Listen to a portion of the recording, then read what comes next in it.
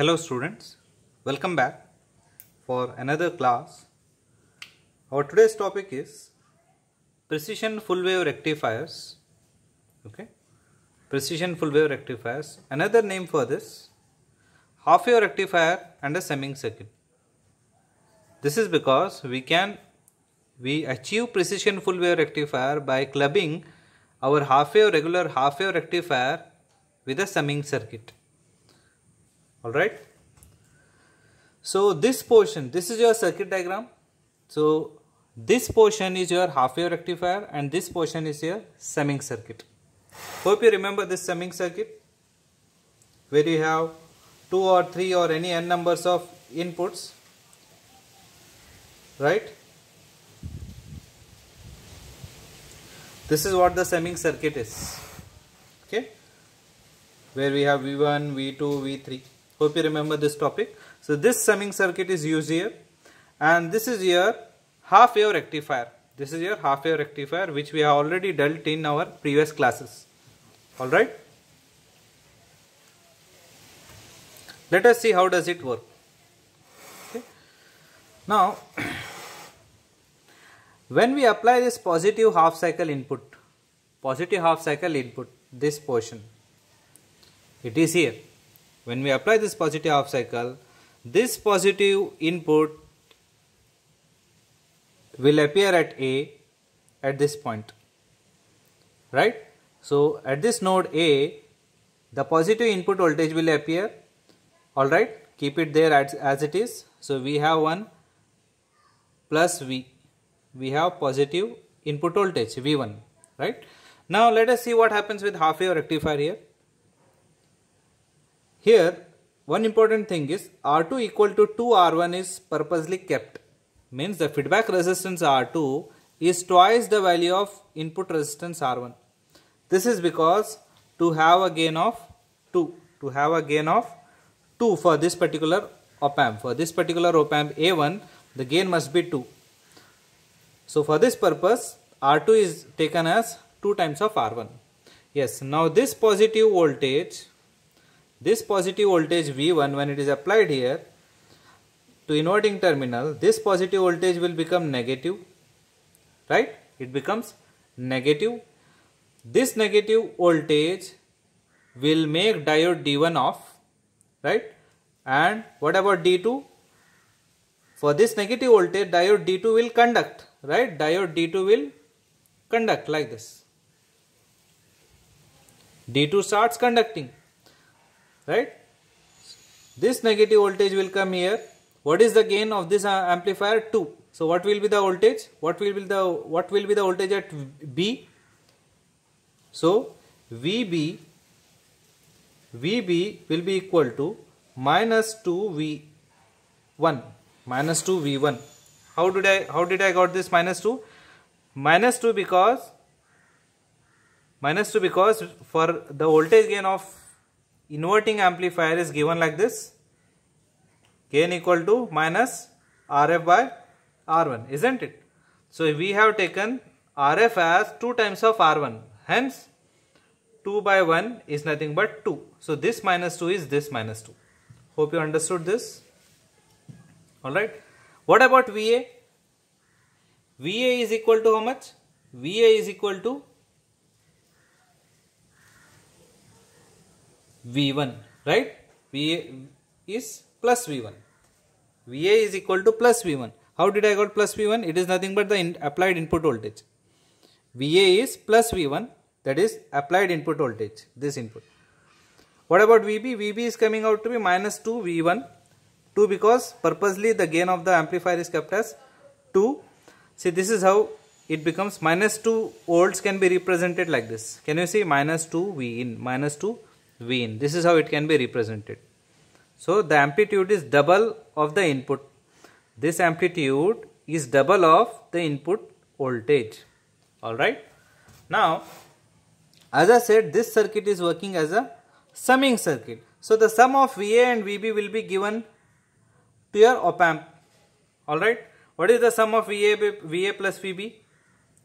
VA plus VB is equal to plus V1 minus 2 V1. What is the sum? This will give you minus V1, right? VA plus VB will give you minus V1. This minus V1 will be applied here. Minus V1 is applied as input. Input is applied to inverting terminal. So when you apply this minus V1 to inverting terminal, this will give you plus V1. This will give you plus V1 as your output. Plus V1 as output. This is what your plus V1 is. Positive half cycle. This positive half cycle you are getting as V0. Understood? Now let us understand what happens when we give negative half cycle.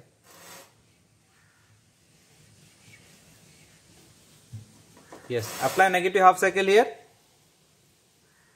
Minus negative voltage, that is minus V1 when we apply. This minus V1 will appear here as VA. VA equal to minus V1. What happens with half wave rectifiers here? This negative voltage, when it is given to inverting terminal, this will give you a positive voltage here. This positive voltage, you have a diode like this, right? This positive voltage will forward bias D1 and this positive voltage will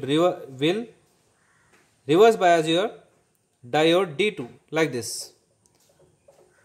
For this positive voltage, diode D2 will act as an open switch. Understood? Diode D2 will act as an open switch when you have a positive output at this point.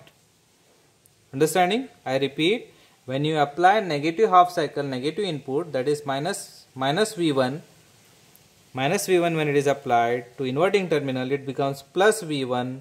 So this plus V1 will cause diode D2 to act as an open switch. It will not conduct, right? Current doesn't flow. Diode does not allow the current to flow, right?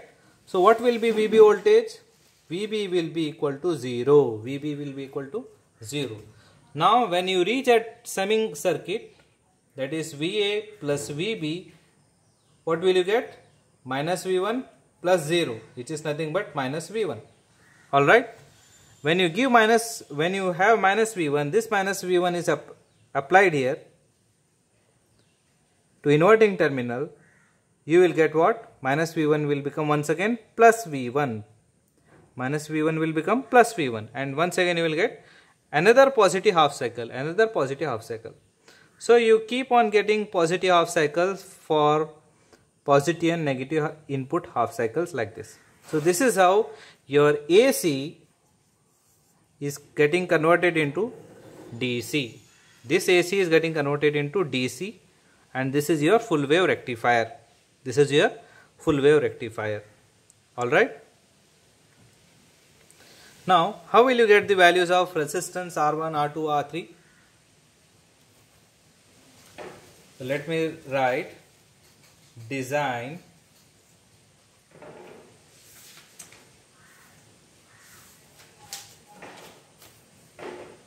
where first let us see what is R1. R1 we can find V in by I1, right, where I1 is 100 times of IB max. Next we have R2. R2 is 2 times of R1. This is the important condition. Then R3 must be taken as R1 parallel to R2. Alright. Then R4 should be equal to R4 alpha should be equal in their values. So this can be assumed directly one standard value as 1 kilo ohm or 10 kilo ohms. Alright. While solving problem, consider this as equal to 1 kilo ohms. Then what is remaining? R6 and R7. Right. How will you get R6? See, here R6 is also an important resistance. If you want your gain to, if you want your amplitude, output amplitude to increase, then your R6 value plays very important role. So as R6 is your feedback resistance, if you increase the value of resistance R6 here, your amplitude of the output will increase. So this is how you can increase your gain, that is nothing but increase your amplitude. Alright, now what else is remaining?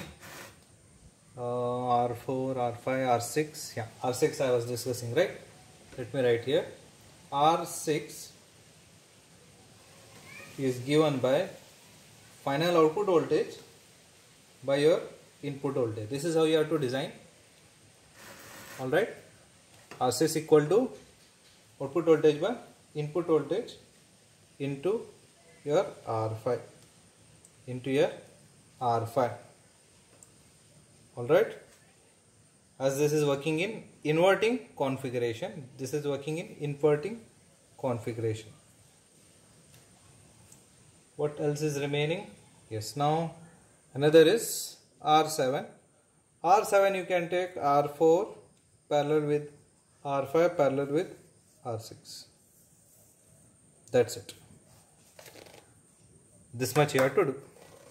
So you need to remember this circuit properly. Alright, the position of the diodes plays very important role. The position of diodes plays very important role. If you interchange, if you change the polarity or change the position of the diodes, you will never get this output. You will never get this output. Hope it's clear. So this here ends your part A of module 4. So this is all about precision half wave rectifier and precision full wave rectifiers. So in exam you can expect 3 questions in this. He may ask you like this, explain with a neat diagram precision half wave rectifier. Then he may ask you explain precision full wave rectifiers. Then he may ask you third question, explain non-saturated precision rectifiers. So all these 3 topics are dealt here in video classes. So these are the 3, and problems you can expect based on these designs. Okay, based on this design you can expect problems. When you get a problem, draw this circuit, put these equations, put these formulas. Direct substitution will give you result. Direct substitution will give you values. Okay, and write down those values here. That's it, done. Okay, thank you.